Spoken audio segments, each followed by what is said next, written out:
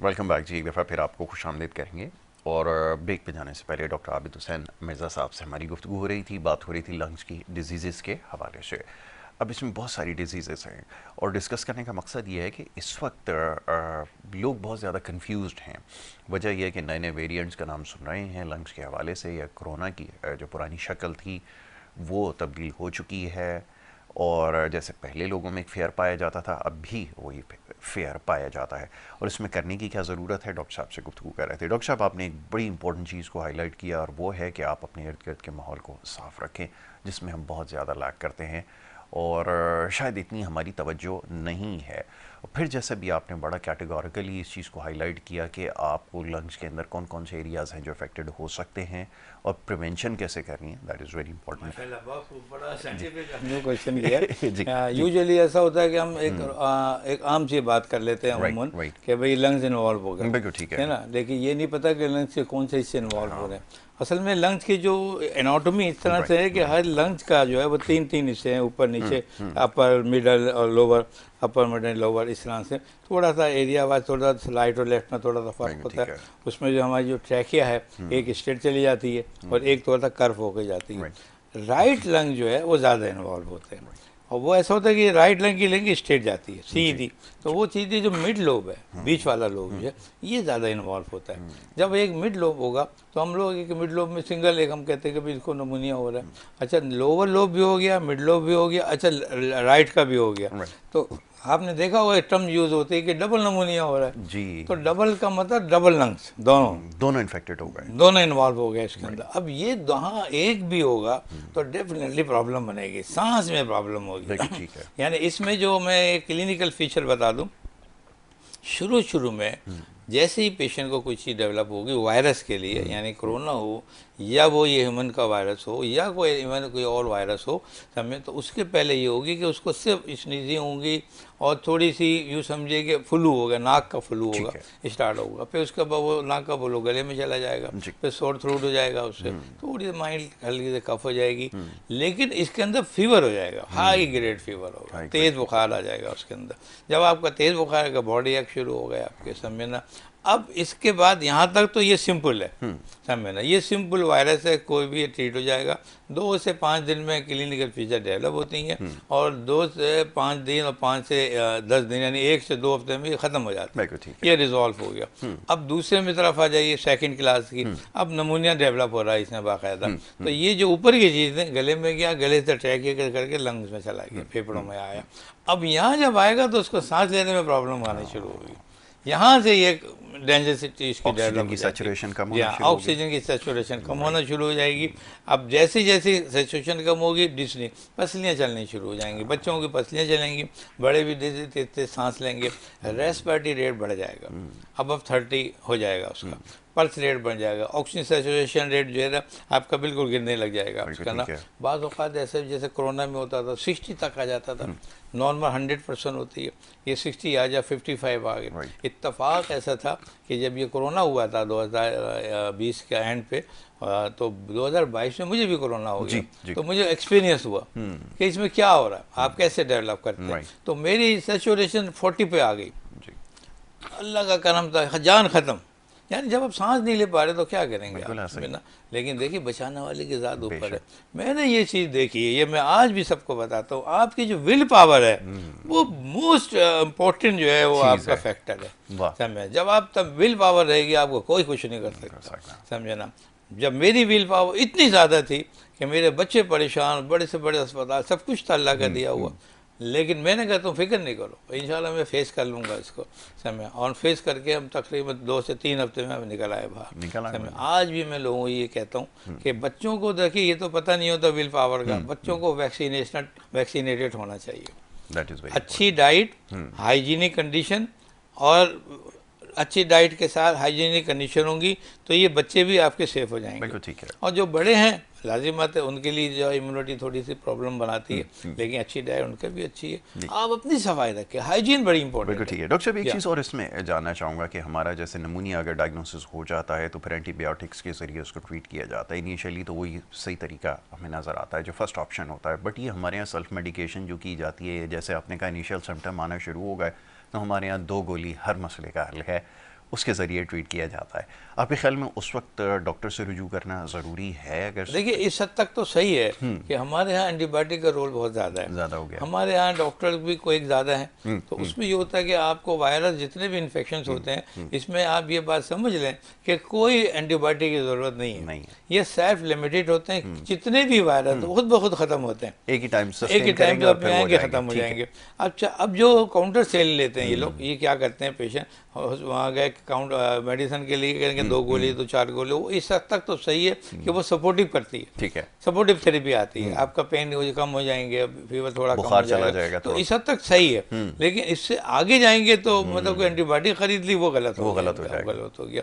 तो counter sale तो कभी भी नहीं उसको प्रीफर नहीं किया जा सकता। बिल्कुल ठीक है। आपको हर सूरत में डॉक्टर के पास जाना है, और डॉक्टर के पास जाना है तो क्वालिफाइड के पास तो जाना है। प्रिकॉशनरी अगर या मेजर्स के तौर पर अगर एक्सरे करवा लिया जाए तो डोंट यू थिंक के बेहतर ऑप्शन होगा? लोग असल में हमारे बिल्कुल कतराते सही है, हैं इस हाँ चीज़ों बिल्कुल से, सही है। देखिए डायग्नोसिस हो शुरू में जो जितने भी वायरस होते हैं ये क्लिनिकली खुद ही रिजॉल्व हो जाते हैं। मैंने कहा 2 से 5 दिन 6 दिन में खत्म हो जाता टाइम है, पूरा कर लेते हो जाता है। लेकिन वो वायरस जो एक्सटेंड करेंगे, यानी नमूनिया में हो गया, नमूनिया में सांस ज़्यादा हो गई, बुखार ज़्यादा हो गया, चेस्ट पेन हो गया आपको, ये सब चीज़ें हो रही हैं, तो फिर आपने ब्लड टेस्ट करते हैं। Right. जब ब्लड टेस्ट करेंगे उसमें फिगर आ जाती है ना, जब वो फिगर आती है फिर भी एक्सरे में अभी तक कुछ नहीं आता। एक्सरे के लिए ज़रूरी है कि 2 से 3 हफ्ते हों। Right. एक्सरे में जो भी पिगमेंटेशन हो या कंसोलिडेशन बनेगी, उसको डेवलप होने में टाइम लगता है। टाइम लगता है। तो वो 2 से 3 हफ्ते हो जाते हैं, हम चेस्ट एक्सरे करा लेते हैं। बिल्कुल यानी ये कि तकरीबन क्रोनिक में चलने लगता है। एक्यूट कंडीशन में एक्सरे में इंडिकेशन होना, उसमें प्रॉब्लम जो है वो नज़र आना ज़रा कम होता है। बिल्कुल ठीक है। हाँ, ऐसे कम होते हैं। लेकिन ऐसे एक्यूट में अगर डेवलप हो रही है, फ्लूड आ रहा है या कंसोलिडेशन आ रही है, तो ये बहुत सी सीरियस केस हो जाता है। हो सकता है उसको फौरी तौर पे जो है हॉस्पिटलाइज करना पड़ेगा। इन सम एक्सटेंट आपको म्यूकस को भी चेक करना पड़ता है, वो बिल्कुल भी आप ऐसे चेक ही है, करते हैं? बिल्कुल ऐसे ही। इसमें देखिए कफ 2 तरह की होती है। एक होती है जिसमें बलगम वगैरह स्पिटम आ जाता है, तो वो ड्राई कफ, वो प्रोडक्टिव कफ कहलाती है, और जिसमें नहीं आता वो ड्राई कफ होती है। ड्राई कफ ऊपर के हिस्से में, अपर रेस्पिरेटरी ट्रैक इन्फेक्शन, जो फ्लू लाइक जितनी भी कंडीशन है, आप देखें ना, फ्लू हो रहा है, इन्फ्लुएंजा हो रहा है, आपको वायरस के हो रहे हैं, उसमें कभी देखिए खांसी में कोई बलगम नहीं आता, कहते सूखी खांसी हो रही है, तो उसमें ये कोई नहीं। लेकिन जैसे ही सूखी बलगम आना शुरू हुआ, तो ये इंडिकेशन है कि आपके ये वायरस जो है या बैक्टीरिया जो है ये फेफड़ों में जा रहा है। अब आप इसको ज़रूरी इसको क्या करें, एंटीबायोटिक लें या टेस्ट कराएं फौरी तौर पे, उसमें आ जाएंगी ये सब चीज़ें, तो वो फौरी तौर पे वो करें, कंट्रोल ठीक है। करेंगे। डॉक्टर साहब, जो एस्थमा और इससे रिलेटेड जो जिनको साइनस के इश्यूज़ हैं, उनको क्या करने की ज़रूरत है? क्योंकि वो जो है ना डेंजर जोन में होते हैं, मैं कहता हूँ ज़्यादा होता बहुत है। अच्छा, आप तो लगता है कि मेडिकल के ही डिपार्टमेंट आपसे हमने सीख कर जरूर। तो देखिए उसमें ये सब चीज़ें होती हैं कि जहाँ फीवर तेज़ होगा, बुखार तेज़ होगा, चेस्ट पेन होगा, ये नमूनी कंडीशन होगी, इसमें एलर्जी की कोई साइन नहीं है, ये एस्थमा नहीं है। नहीं है।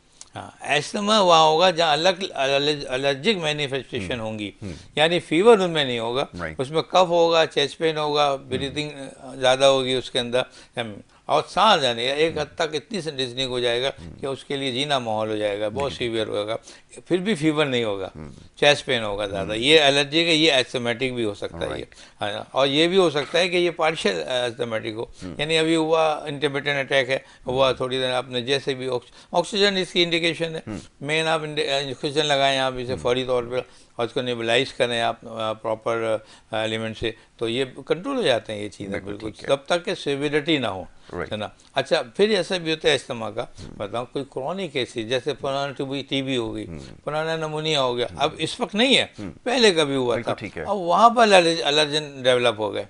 अब ये जो हो रही है, अब सीने भी उन्होंने कोलैप्स कर दिया, लंग्स को छोटा कर दिया, अब सांस उसकी वजह से भी कम है, और एलर्जन बहुत ज़्यादा आ गए अस्थमा के, एलर्जिक जिसे हम कहते हैं, तो वो बहुत ज़्यादा आ गए, तो अब और सांस हो रही है। तो इसमें ये होता है कि आपको बहुत सांस अटैक हुआ, अभी आपने मेडिकेशन की फर्स्ट एड दी, थोड़ी देर सही हो गया, थोड़ा वक्फा किया, फिर हो गया, तो ये बड़े ख़तरनाक डेंजरस होते हैं, हॉस्पिटलाइज की भी ज़रूरत होती है। और प्रिकॉशन वही है कि proper antibiotic along with anti histamine drugs होते हैं वो दें, और सपोर्टिव थेरेपी दें, अपने को साफ़ सुथरा रखें, एक्सरे रिपीटली करते रहें, ताकि उसको ये ना हो कि कोई खदा ना खास्ता कोई और कोई सीरियस डेवलपमेंट ना हो जाए उसमें। तो ये बड़ी इंपॉर्टेंट है कि अस्थमा और नमूनिया में बड़ा डिफ्रेंशिएशन करना पड़ता है इन चीज़ों को।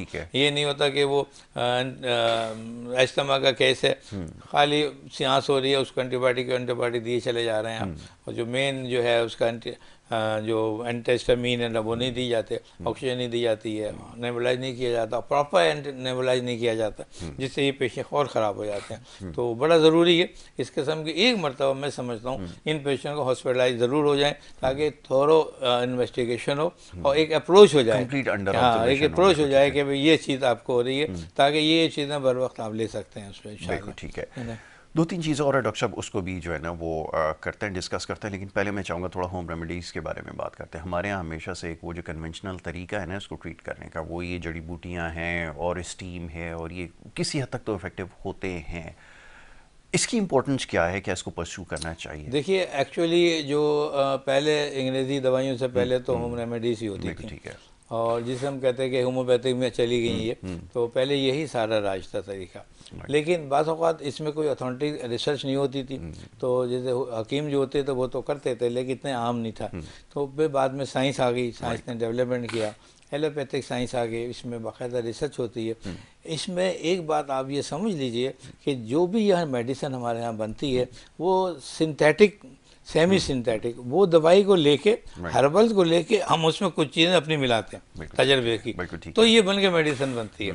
यानी इसमें भी हर्बल्स होते हैं, बगैर हर्बल के कोई मेडिसिन नहीं होती। तो बेसिक तो वही रेमेडी, होम रेमेडीज है ये, बिल्कुल ठीक है। उसी से उसने आगे जाके डेवलप किया। बिल्कुल ठीक बहुत सी चीज़ें हैं, हमने ये देखा कि आज भी ये होता है कि बहुत बुखार हो रहा है, टेम्परेचर हो रहा है, या आपको डायबिटीज़ हो रही है, या आपका ब्लड प्रेशर है, घर में देखिए बहुत सी जो है टोटके वो उससे वो डेवलप हो जाते हैं और बेहतर हो जाते हैं, बेहतर हो जाता है। आप तो उसके मैं ऊपर बिलीव सपोर्ट करते हैं। करता हूँ मैं इन चीज़ों को। बिल्कुल ठीक है। इस सबसे अच्छी बात है कि डॉक्टर साहब इस चीज़ को सपोर्ट कर रहे हैं, वरना होता है ये मोस्ट ऑफ द टाइम जब हम मेडिकल डॉक्टर हमारे पास होता है वो कहता है ठीक है ये होना तो चाहिए, बट इसके जो एक्चुअल ट्रीटमेंट है उसको ही परस्यू करने की ज़रूरत है। दैट इज़ कि वो भाई ये फर्स्ट एड आपकी हम घर से ही मिलती है। बिल्कुल ठीक है। समझना फौरी तौर पे, देखिए मैं छोटी सी बात कहूँ, अब कोरोना हो रहा है या आपको निमोनिया कंडीशन हो रही है या गला खराब हो, आपको पता है सबसे इम्पोर्टेंट चीज़ इसके अंदर है गर्म पानी। क्या अच्छी बात की आप गर्म पानी तो घर में मिलेगा ना, है यही मिलेगा। इसके साथ तो डिहाइड्रेशन है, आप नमक चीनी का पानी मिला लें, हाँ। वो मिला, इसमें जो है ना वाटर बड़ा लॉस हो जाता है, इलेक्ट्रोलाइट लॉस होते हैं, तो आप पानी थोड़ा थोड़ा पिलाना छोड़ रहे हैं, सेमी हॉट वाटर जो आप देखे बड़ा जल्दी डेवलपमेंट हो जाता है। बात औक़ात हमें प्रोटीन की ज़रूरत है, आपने अंडा उबाल के दे दिया आपने उठा के, या आपने देखा कि कोई ऐसी चीज़ है जिसके अंदर जो है आपने बुखार है, आपने पानी वहीं डाला, सर पे डाल दिया, कर लिया, ये सारी चीज़ें तो घर से होती हैं। बिल्कुल ठीक है। समझे ना, है बच्चे, छोटे बच्चे आते हैं, बाज़ औक़ात ये होता है कि हाई ग्रेड फीवर हुआ, वो निमोनिया हुआ, लेकिन वो सर में चला गया, फिट्स पड़ गया बच्चे को। जी, मैं अब उसी फिट्स तरफ आ पड़ता रहा है, था। लोग भागते हैं, तो मैं इनको यही कहता हूँ कि भागे नहीं डॉक्टरों को, आप सर को गीला करें पानी से, है आप घर में तो पानी मौजूद है ना, ठंडा पानी लगा, जैसे बच्चे पे पानी सर पे पड़ता है बच्चा एकदम नॉर्मल होना शुरू हो जाता है। ये सब होम रेमेडीज है, बिल्कुल ठीक है। तो लेकिन बड़ा इसके बारे में इम्पोर्टेंट है। इसमें माँ जो है, मदर, बड़ी अहम रोल प्ले करती है। मैं ये समझता हूँ कि जो भी मेरे पास ऐसी मदर्स आती हैं बच्चों की, मैं आधा डॉक्टर उनको मानता हूँ। बिल्कुल सही है। समझना, वो बाज़ औक़ात ऐसी चीज़ें होती हैं कि हम उनसे सीख लेते हैं, बिल्कुल वो ठीक बता दें कि सर इसको ये हो रहा है, सर इसको ऐसा हो रहा है, हमने देखा यार बिल्कुल सही इंडिकेशन बता दी है। तो बड़ा इंपॉर्टेंट होता है। माँ के लिए कोई ज़रूरी नहीं है कि पढ़ी लिखी हो बिल्कुल ठीक है। या जाहिल हो, समझना, वो अगर पढ़ी लिखी तो बेस्ट है, बेस्ट है। अगर नहीं है तो उसका एक्सपीरियंस बड़ा हो जाता है, बच्चों को कैसे रखना है, क्या करना है, बच्चों की हैबिट क्या है, बच्चा या कब उसको वो बड़ा करा, ज़बरदस्त जो है ना उनका रोल प्ले होता है। और ये सब चीज़ें वो घर में करती हैं, और फिर वो बूढ़ी अम्माएँ होती हैं, फिर वो उनको बताती हैं कि ऐसे को, बहुत चीज़ें गलत होती हैं, हम इनको रिजेक्ट करते हैं कि इस तरह से आप नहीं करें, हैं, और मसाक के तौर पर। अब एक खसरा है मीज़ल, आपका पता है कि बहुत डेंजरस बीमारी है, तो वैसे भी घर से नहीं निकालना चाहिए उसको, लेकिन भाई जब डेंजरस हो रहा है तो हॉस्पिटल तो लेके जाएं उसे। ठीक है। वो जो ओल्ड लेडीज हैं घर में, वो उनको रोक देती हैं कि नहीं नहीं बाहर नहीं निकाल सकते, ये हो जाएगा वो हो जाएगा इसको, तो ये गलत हो गया। उनको एजुकेट करें कि भाई एक हद तक आप सही है, नहीं निकालते, हम भी कहते हैं नहीं निकालते, देखिए हॉस्पिटलाइज तो करना पड़ेगा ना। अच्छा, ये आपने या नमूनिया में चला जाएगा। एग्जैक्टली, क्योंकि ये जो अनकन्वेंशनल तरीके हैं ना, जिसके अंदर अब जो उसको अगर जॉन्डिस हो जाता है या अगर इस तरह की मीजल का प्रॉब्लम हो जाता है, तो उसको ट्रीट करने की कोशिश की जाती है, जो कि बड़ा ख़तरनाक है। अब ये बात आपने ठीक कहा कि इनिशियली तो घर पे ही उसको करना है, लेकिन इन केसेस के अंदर तो फिर आपको डॉक्टर को दिखाना बिल्कुल पड़ेगा। दिखाना वो तो पड़ेगा। हमारे यहाँ तो कोई नीम के पत्ते लगा रहा है तो कुछ लगा रहा है, ये ऐसा बड़ा ही है, चक्कर ऐसा है। ही है। तो ये मैं समझता हूँ कि हमारे यहाँ एजुकेशन होनी चाहिए और अवेयरनेस जो है बहुत इंपॉर्टेंट है ये। और ख़ास तौर पे मैं तो ये कहता हूँ कि अगर ये बच्चों को आपको ट्रीट करना है तो सबसे पहले घर के जो ओल्ड लोग हैं उनको पहले आप एजुकेट करें, एजुकेट करें। फिर माँ बाप को एजुकेट करें, फिर वो बच्चे समझते हैं। मैं ये समझता हूँ कि बच्चे की एक हवाले से कि जो एजुकेशन शुरू होती है वो उस वक्त होती है जब वो पेट में था बच्चा, ठीक है। यानी मदर को आपको एजुकेट करना है करने की जरूरत कि जैसे ही बच्चा होगा तो आपकी ये चीज़ों का एहतियात करनी है। ना सिर्फ ये कि बल्कि ये जो प्रेग्नेंट लेडी हैं इनको भी एजुकेट किया जाता है बिल्कुल ठीक कि है। आप ये चीज़ें करेंगी तो आपका बच्चा हेल्थी होगा बिल्कुल ठीक और आप भी हेल्थी रहेंगी। तो एजुकेशन बड़ी इंपॉर्टेंट है, अच्छा, बाहर अवेयरनेस तो बड़ी ये बड़ी इंपॉर्टेंट कॉमन है प्रैक्टिस हमारे है प्री प्रेगनेंसी पोस्ट प्रेगनेंसीज की, क्या आपकी प्रैक्टिसेस होनी चाहिए, आपकी डाइट क्या होनी चाहिए, वो सबको पता होता है, इस बिल्कुल हद तक तो बिल्कुल अवेयर ऐसा ही होते है, हैं। लेकिन बिल्कुल हमारे यहाँ तो आज भी नहीं पता कि उसके बाद क्या वो होना चाहिए रूटीन, बल्कि वो अपनी हेल्थ से भी चली जाती है।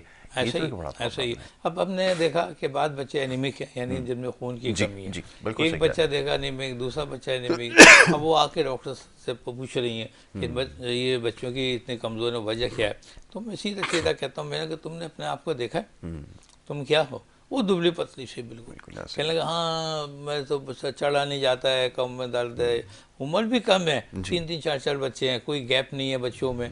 में तो आप खुद सोचिए, उसकी एनीमिक हो रही है, वो अपने एनीमिक नहीं करेगी तो बच्चे कैसे जो है ना रिकवर होंगे। बिल्कुल ठीक है। इसकी सबसे ज़रूरी है कि आप अपनी ग़िज़ा बेहतर करें तो बच्चे बेहतर होंगे। जिनकी माँ में हेल्थी होती हैं बच्चे भी हेल्थी होते बिल्कुल हैं, सही है। समझे ना। मगर ये बात इन लोगों को नहीं पता नहीं होती। समझ। हमारे यहाँ कुछ तबका ऐसा है, कुछ कम्युनिटीज़ ऐसी हैं जो डॉक्टरों के पास नहीं लेके जाती हैं अपने बच्चों को, अपने बीवी को, अपने जो और अपने घर के पेशेंट नहीं लेके जाते, खुद ही डील करेंगे हमारे इधर कुछ भी। और बच्चे पे बच्चे, ऐसा ही है, समझे ना। ये भी कहने बड़ा कि ये चक्कर अल्लाह है। की देन है, ये अल्लाह की देन है, बच्चे परसेप्शन को जो कैसे है चेंज चलो। करें। तो हालांकि खुद भी पता है कि हमारी जो एक बीवी मर गई, दूसरी कर लेंगे वो हमें। तो हमारे यहाँ अभी भी लिटरेसी बहुत ज़्यादा है। हमें चाहिए कि इन चीज़ पर ओवरकम करें, और ये हुकूमत का ही काम भी है। और हमारी एनजीओ जो वर्किंग कर रही हैं उनको बताएंगे कि घर घर जाके, जहाँ देखिए पोलियो की वैक्सीन जा रही है, तो मैं चाहता हूँ कि LHV भी साथ होनी चाहिए साथ। और वो उनके मतलब को रिकॉर्ड में करे कि यहाँ प्रेगनेंट लेडी कितनी है, बच्चे कितने हैं, उनका भी एक थोड़ा सा एक जायचा बना ले, एक टेबल बना के उसको फेस करें। मैं समझता हूँ कि बहुत ज़बरदस्त काम हो जाएगा ये। आपकी डॉक्टर, माँ इसको हेल्थी ये होगी तो बच्चे हेल्थी होंगे। इस चीज़ को तो बिलीव करते ही नहीं है। अनवांटेड नहीं प्रेगनेंसीज करते, हो इसको रही नहीं करते। हैं, ना उनको काउंटरसेप्टिव मेडिसिन का पता है, ना उसके यूसेज का पता है। बिल्कुल इसको कंट्रोल किया जा सकता है, और मेरा ख्याल है कि अब मॉडर्न एरा के अंदर तो पूरी दुनिया में तो पॉलिसीज इसके लिए बिल्कुल अडॉप्ट की ऐसा ही जा है, रही हैं। बिल्कुल हम ऐसा तो ही है। उसको अननेचुरल समझते हैं, और एक और भी चीज़ है, लेकिन अब ज़ाहिर है कि उसके ऊपर बात नहीं हो सकती, बट ये उसको परस्यू करने की ज़रूरत बिल्कुल तो करनी है। चाहिए, बिल्कुल करनी चाहिए। और मुझे लगता है कि मदद आ रही है आहिस्ता आहिस्ता।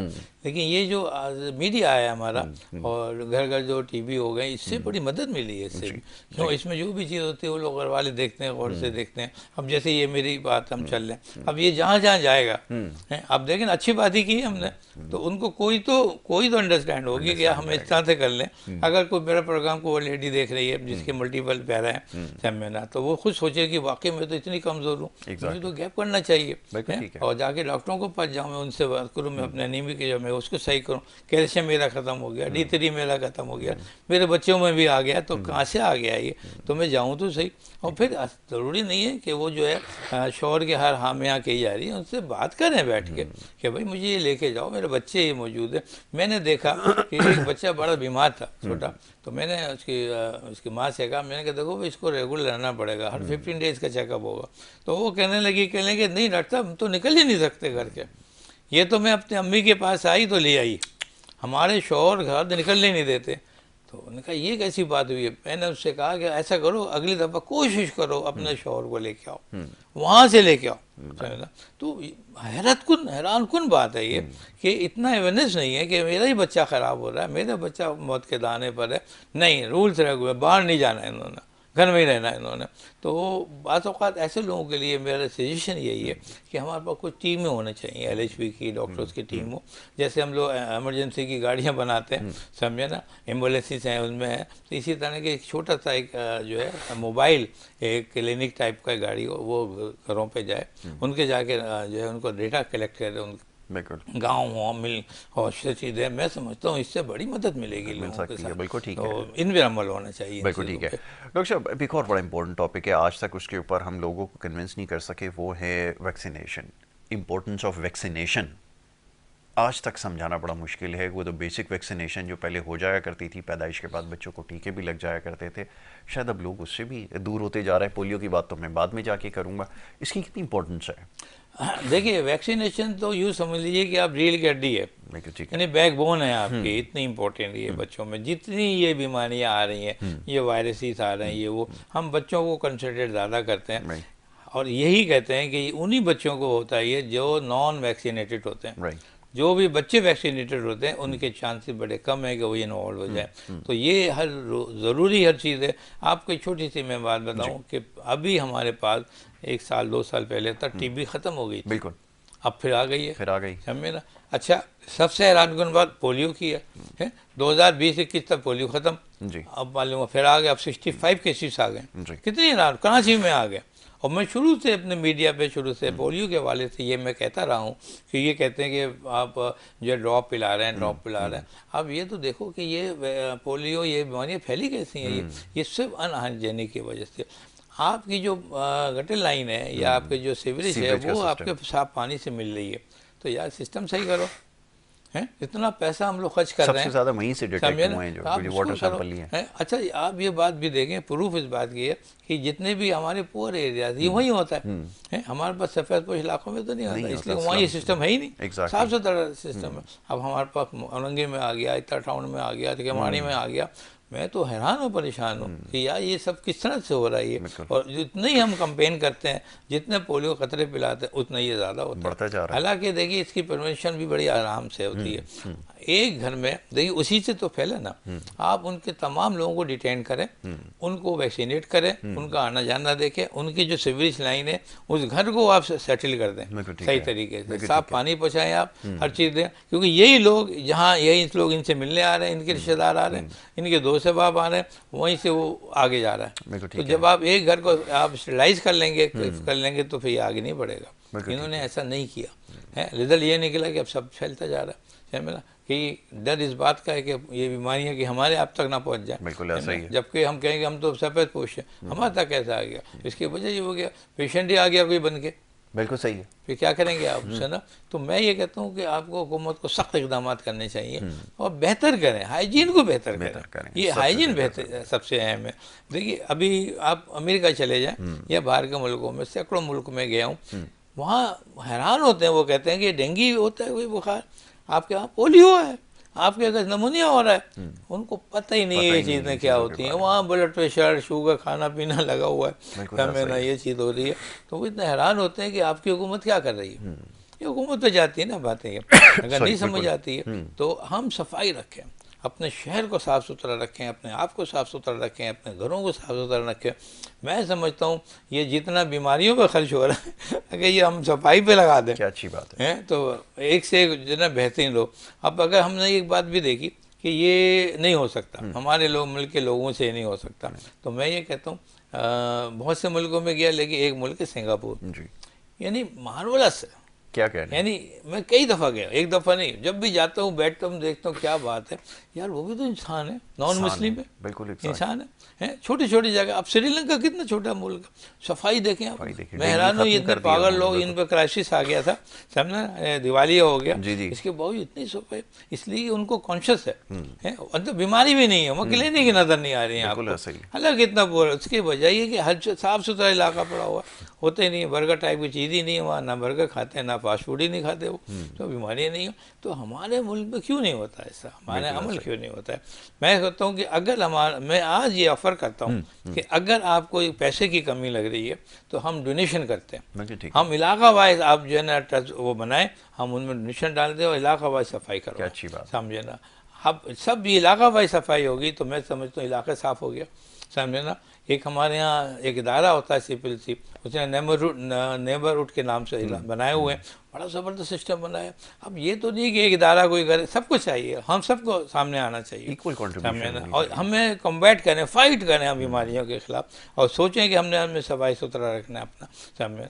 तो आज का भी मैसेज यही है कि हाइजीन इज़ द बेस्ट, बिल्कुल क्या ठीक। मेरा, और अपने आप को बेहतर करना है, अपने घर को बेहतर करना है, अपने मुल्क को बेहतर करना है। आप अगर कहीं बाहर जाएंगे तो लगेगा एक सिंबल है कि वाकई ये पाकिस्तानी है। पाकिस्तानी अब तो ये है कि एंट्री बंद हो रही है, मुल्क हमारी एंट्री बंद कर रहे क्रिटिकल हो गए। हैं, है ना। तो ये हम कब आंखें खोलेंगे, अपने कॉन्शियस लेवल हमारा बेहतर होना चाहिए, बजाय इसके कि ये बीमारियां हमें घेर लें और हमारे अजाब हम पे ही आ जाएं, है ना। तो ये मुश्किलात वेरी होंगी, राइट। तो अल्लाह बेहतर करने वाला बिल्कुल है ठीक है। इंशाअल्लाह। वेल डॉक्टर साहब, thank you so very much, बहुत शुक्रिया आपका। वो हमेशा बड़ी प्रोडक्टिव जो है ना हमारी डिस्कशन रहती है, आपसे बहुत कुछ सीखने का मौका भी मिलता है और एक बड़ा स्ट्रॉन्ग मैसेज भी होता है। डॉक्टर साहब की जो पूरी गुफ्तगू है इसमें आपको बीमारियों के हवाले से भी पता चला और साथ में ये भी पता चला कि इससे क्योर कैसे करना है, सारे ऑप्शंस भी बता दिए आपको, रेमेडीज़ के ऊपर भी बात हो गई, क्या क्या करने की ज़रूरत है, और उसमें भी सबसे ज़्यादा इंपॉर्टेंट चीज़ थी कि ये अपना जो इर्द गिर्द का जो माहौल है इसको कैसे साफ़ रखना है। Well thank you so very much doctor साहब once thank again. You very much. आपका क्वेश्चन बिल्कुल मुझे ऐसा लगा कि मेडिकल के ही हवाले से, थैंक यू डॉक्टर साहब, सो और काइंड ऑफ यू। बहुत अच्छा खूबसूरत रहा। Thank you. और हमारी ये बात से ज़रूरी तौर पर है कि हमारे मुल्क के हर कोने पे पहुँचे बिल्कुल ठीक है। और डॉक्टर साहब की इंशाअल्लाह। जैसी तबीयत अब तो माशाल्लाह बेहतर हो रही है, तो मैं डॉक्टर साहब को लाता रहूँगा आपके सामने, और इसी तरह फिर जो नेक्स्ट टाइम होगा ना उसमें आप सवाल भी डॉक्टर साहब से जो वो कर सकेंगे। Thank you so